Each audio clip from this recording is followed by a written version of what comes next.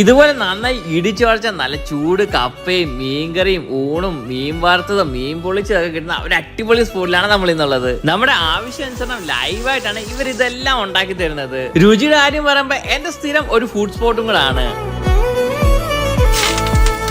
അപ്പൊ നമ്മൾ പറഞ്ഞത് നല്ല നാടൻ കപ്പയും മീൻകറിയും മീൻ വറുത്തതും മീൻ പൊള്ളിച്ചതും ഊണൊക്കെ ആയിരുന്നു. നോർമൽ ഊണും ഉണ്ട്, കൂടാതെ ഒരു സ്പെഷ്യൽ ഊണും അവരവിടെ കൊടുക്കുന്നുണ്ട്. 70 രൂപയ്ക്കാണ് ഒരു നോർമൽ ഊണ് അവരവിടെ കൊടുക്കുന്നത്.